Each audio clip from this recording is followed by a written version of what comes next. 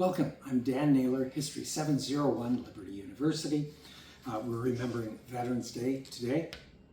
And in fact, my audience is a local group of knowledgeable combat veterans. Our topic is King Philip's War, 1675-1678, took place in New England. It was an intense conflict between the Confederacy of Wampanoag and other tribes led by Metacomet. And whose nickname was King Philip, and it stuck. New England forces killed Metacomet, and the war ended abruptly in the Allies' favor. My first source is, in fact, Increase Mather, who wrote a chronological account of the war, a brief history of the war with the Indians in New England. He lived 1639 to 1723, and he has somewhat of a journalistic style, and he puts a great deal of theology into his work. He was very influential, an educator.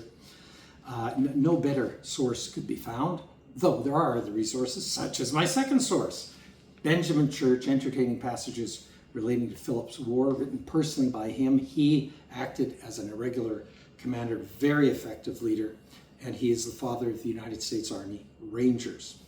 Third source, very general source, Mary White Rowlandson, who was abducted.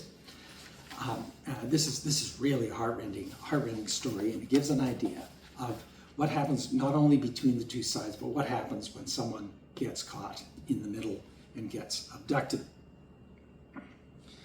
When we think of conflicts between the native peoples and the English colonists, our mind jump to iconic events like a Wounded Knee or something to the effect of the Trail of Tears, but that was quite a bit later than our time period here. And both sides were relatively unorganized, relatively irregular all the time.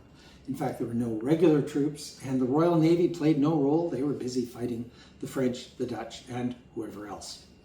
Now, this is where my presentation features the theme of historical literacy, represented by the Capitan, which is the proper name for the pilgrim hat worn by men and women. I have a pale,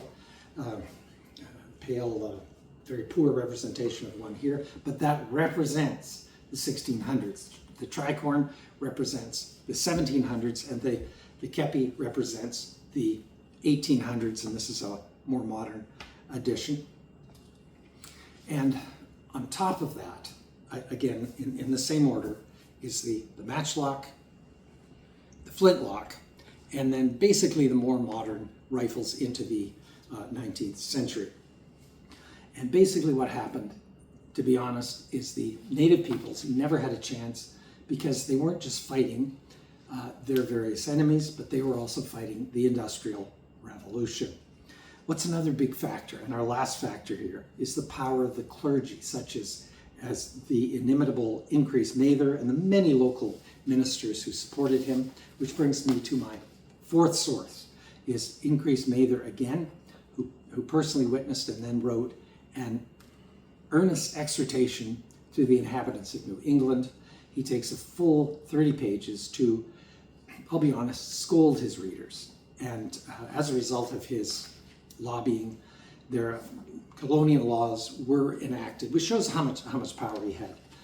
Power or not, when reflecting upon the 300-year history of military actions against native peoples and vice versa, we can promote historical literacy in three ways. We need to reflect upon and teach the transformative impact of weapons and industrial technology, the profound early influence of the clergy, and the evolving nature of these conflicts over time. All the conflicts were quite diverse. Looking forward to your comments.